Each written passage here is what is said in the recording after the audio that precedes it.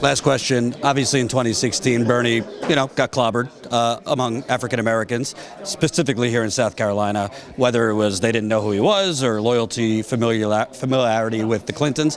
Nevada, he was much more competitive among black voters. Polling right now shows him either tied or in the lead among black voters. Obviously, you've had your questions on his record and proposals, but has he made enough inroads to you with black voters here in South Carolina and around the country? What would you like him to see in addition to really speak to the issues you're talking about? Well, it's very simple. Sanders learned his lesson in 2016. His supporters talk about, how it was all rigged. No, he ignored black voters and it was too late. His team. Well, I think it was rigged, but anyway. No, it's very simple. This is very simple. His team focused on Iowa and New Hampshire. They didn't think beyond that. Basically, Sanders ran in 16 like Klobuchar's running this year. Iowa, New Hampshire, talking to them, largely white states. And it was like, oh, damn, we're in this thing? Okay, where are the black people? And so he was not listening to his black staff. I know, I was talking to him. Perfect example. I go back in 16. We had him booked. We tried to get on Tom Jones morning show for more than 6 months. Couldn't do it. Here's the largest urban radio show in the country, 8 million listeners, 100 stations. Couldn't do it. And then we finally got him to come on. They called back and say, oh, we got to cancel because it's too early. And then I blast him on social media. And then about an hour and a half later, Ben Jealous calls like, okay, we're coming on. Can you please send it out? And it was like, dude, what are you doing? And so I think he learned. I think he also learned that his top team was too white. I mean, I'm telling you right now, the reality is the black staffers in 16, they would slam their heads up against the wall saying, look, dude, we got to do this, this, this. And his white staffers were ignoring that. And then when he goes to South Carolina and then into Georgia and then North Carolina and then Arkansas and all these states with a lot of black people, they were getting their asses lit. And so he learned his lesson by saying, I am going to have a much more diverse senior leadership team. Right. I'm going to listen to the folks who are on my staff who are diverse, who probably know a hell of a lot more about black voters, Latino voters than white staffers. And so, and then begin to work on those issues. The one issue that I'm glad he stopped doing, because I went to him personally, when he kept criticizing identity politics. And I'm like, look, dude, you're pissed off because you didn't win in 16, which you blame identity politics. I literally hit Jeff Weaver and I said, Jeff, he says it one more time, I'm going to light his ass up. And so he said a meeting with me and the senator. I said, Senator, I need you to understand when you criticize identity politics, you're sounding just like a Republican because that's the same attack that they use. When the reality is identity politics really means that you've been ignoring these issues. I got no choice but to raise these issues. And so he stopped doing it. Just like I said to him, because Marshall Fudge told Weaver the same thing. It's like, look, every time you say working class, you know what black people hear? White working class. And it was like, look, you got to qualify that when you say working class. And so he's gotten a lot better with his language. And his phrasing now, the multiracial. Right, because again, I'm telling you right now, as an African American, and what black people heard in 16, when you kept saying working class, it was, oh, you talking to white folks.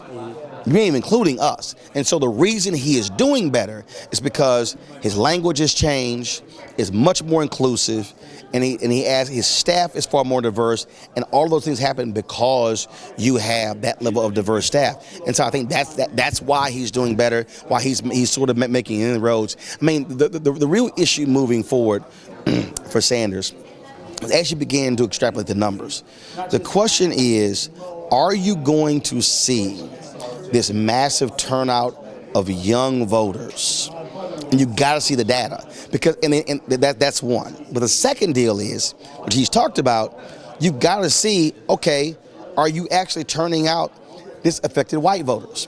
Look, no Democrat since 1964 has got more than 39% of the white vote. Since 64. So part of Sanders' argument is that I can appeal to these people who are in these places, in these rural areas, in West Virginia and places like this here. Okay, we need to see it. That has to translate into turnout. Well, I also think the media, oftentimes, either they don't look or they don't want to share this. Data shows that he has done well in more red conservative areas. No. That's not what I'm saying. See, again, though, there's a difference between doing well by percentages. Percentages mean nothing. So, for instance, if you can say, I got 92% of the black vote, that means nothing if the turnout was low. Right. See, so the issue is, are you turning them out? And then if you're turning them out in the primary, then that translate, will they come back in the general? And so that's what I'm saying. And so what I'm saying is, for Sanders supporters, when you talk about can he be an effective candidate in November to beat Donald Trump, you have to go beyond those numbers and say, okay, are you seeing the increase in turnout in critical areas that you could build on once it comes to November? And so when I hear mainstream media people say, oh, Sanders getting a smaller vote total than 16. First of all, there were two candidates who were running in 16. I don't include Martin O'Malley. It was two candidates, Clinton and him. Now you're dealing with 7 candidates. Of course, you're not going to get the same number of people. And so it makes sense. Now the question is, after South Carolina, will Klobuchar drop out? Will Buttigieg drop out? Will Steyer drop out? Will Warren drop out? Can this get down to a 3 or 4 person race? And then now the question is, for Sanders, if it comes down to 3 or 4 candidates, then can he take his support to 40, 42, 45?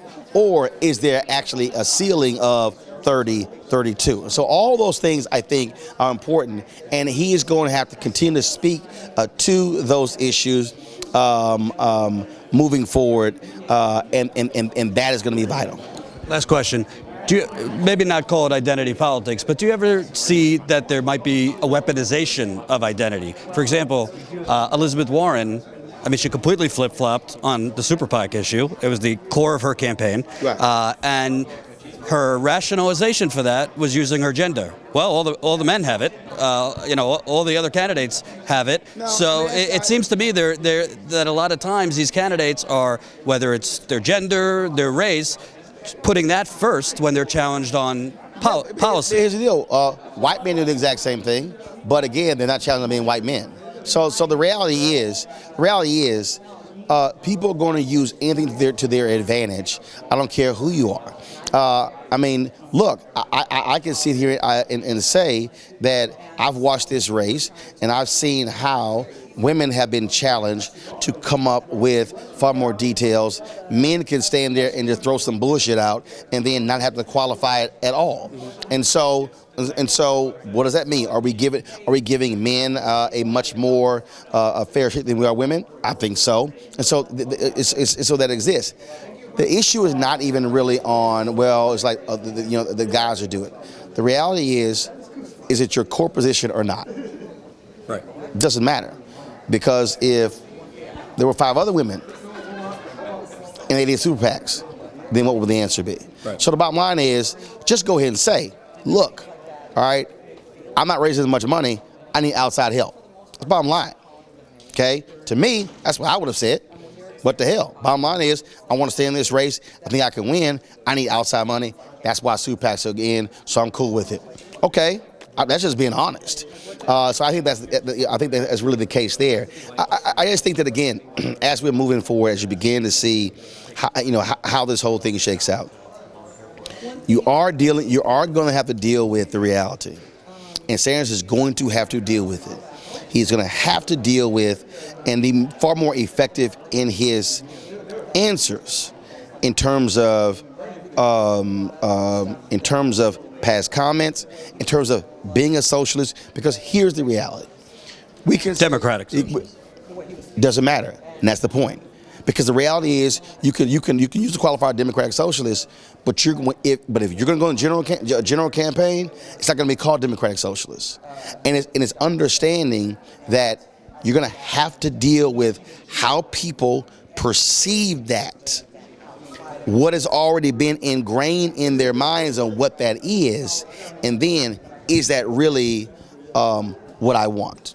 And I think this is where one thing I told him, I said, he's gonna have to be very explicit on looking white Americans in the eye and saying, oh, let me be real clear. We're not only going to talk about a race when it comes to African American Latinos. I'm going to say white folks and dealing with that. And so that is going to be an issue. And he has to deal with that. It is going to be an issue. And so, again, if you want to call it democratic social or something else. Well, it seems to be an issue that the media is emphasizing. But it's there. Yeah. It's there. It's going to be there in the general. Okay. Bottom line, I can tell you there are individuals who have been supportive of Senator Sanders. Okay, who have told me point blank. These people who have been very supportive of him, that they know that's going to be a problem. They've said point blank that if Sanders was never a self-identified socialist, that there would be a totally different response to it. In that conversation with them, Dr. King called himself a socialist. When did you ever hear Dr. King publicly call himself a socialist? That's the difference. And what I'm saying is, we have to understand that for that voter who's an independent voter, that for that voter who's a white voter, for that voter who has been ingrained, who's a baby boomer, who's been ingrained in their mind that when you hear communism, socialism right below it, that people simply don't make distinctions. And so we just have to understand that that's going to be there. Then it has to be, how do I counter that? I also think it comes down to this electorate, because I think you're starting to see, I mean, most people, dare I say, under 45, it doesn't have that, burn in their stomach hearing that. So it depends on, well, we're seeing in 2016 more young people came out. In the midterms, more young people came out. Yes, more young people came out in 2016 and 2018. You said more young came out. Who votes? Who are hardcore voters? Well, if you look at the numbers, Hillary Clinton lost 5% of African American voters compared to Obama in 2012. Yes, I know. 5% of Latinos and 6% age 18 to 29. That's the difference. Right. Donald Trump is not Godzilla. He won by 77,000 votes. He won by 77,000 votes. I got you. No, that wasn't the difference. The difference was the fact that 53% of white women supported Donald Trump. That was the difference. The reality is, yes, you did see that drop, and you have to have a candidate who can appeal to that. But again, I go back, when you look at the numbers, Democrats, you have to deal with the reality that a Democratic candidate has not gotten more than 39% of the white vote, which means that if you look at Obama's numbers, Kerry's numbers, Hillary's numbers, in terms of the reality is, Democratic candidate, no matter who it is probably going to be 34 or 36% of the white vote. That's what it's going to be. Now, the deal is, okay, how am I turning out these other racial groups? But the other deal still is this here. And that's what I keep telling young people. They can yell and scream all day they want to. But the reality is, look at any polling, you say, when you ask the question, are you absolutely motivated to vote? It is 65 plus. The Joint Center for Political and Economic Studies in 2016 did ask that question. 65 plus say absolutely highest, we're voting. Then it was 50 to 65, they were second highest. As you went down, the lowest group was 1835. When I keep telling young folks, I tell young people the same thing I tell Latinos. You can't tout your demographic numbers if it doesn't translate into votes. There are 2.1 million eligible unregistered Latinos in Texas. So when Latinos talk about our numbers, those are demographic numbers. I'm like, what are your voting numbers? And that's the difference. For African Americans, before 16, there was a 20-year steady increase of black turnout. And then, of course, it dropped in 2016. What has to happen is young voters are going to have to not increase. They're going to have to have a much more higher multiple, okay? Because if you say, again, if you game this thing out, and if you say, okay, you're going to have these older voters who are largely white, who are going to be turned off by Bernie Sanders calling themselves a socialist. That means that you're going to have these 18 to 45 group over here. They can't do a 2 or 3 or 4% increase. No, they're going to have a 10 or 15 or 20% increase. And so that's why I keep saying you can't tweet and not vote. There's a group you're forgetting, though. There has been polling that shows there's a lot of crossover appeal between Trump voters and Bernie Sanders.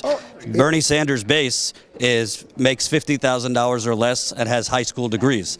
Same base as Trump. Anecdotally, of course, I went around in 2016. Number 2 choice for a lot of Trump supporters was not Ted Cruz, Ben Carson, was Bernie Sanders. But here's the piece, though. But if Bernie Sanders was a number 2 choice behind Trump, and in November it's Trump and Sanders, who they going with? A lot has changed since 2016. There's a lot of disaffected Trump voters. Who they going with? Majority Trump. I'm gonna tell you right now. Those white folks, when they got to go in that ballot box and they're gonna choose between Trump and Sanders, they gonna bet on Trump. What I'm simply saying is, if you're Sanders and you win the nomination, understand you're not gonna get 40% white vote. So what you better figure out is, how can I actually drive a minority vote, increase the turnout?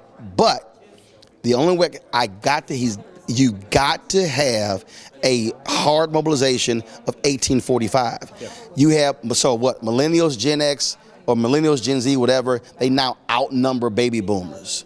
But who votes? And that's the piece. Last point is this here, which is why I keep talking about white voters. 71% of the total electorate in 16 was white voters.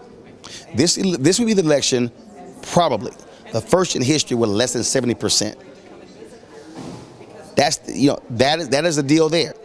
That's why I said to Sanders point blank, you need to be telling white folks directly and using the language. White folks who are broke as hell, what the hell are you doing? Why are you falling for the nonsense about illegal immigration? Why are you falling for the nonsense about these tax cuts which don't help your ass at all? I mean, I want Senator Sanders, if he's going to be the nominee, to make extremely explicit call-outs of white voters. I agree. And unfortunately, none of the candidates are doing that. It has to be explicit. Somebody has to say, white voters, you make up more than 2/3 of the total electorate. So when people, and I totally get when African American Latinos talk about our issues, but the reality is, this election is by white folks. White folks put Trump in office. I use a hashtag, we tried to tell you. Black folks like, we were clear. Latinos, 75% voted for Hillary Clinton. Black folks, 85% of black men, 96% of black women. Is like, we tried to tell you. Hey, Trump ain't on black and Latino people. It's on white Americans.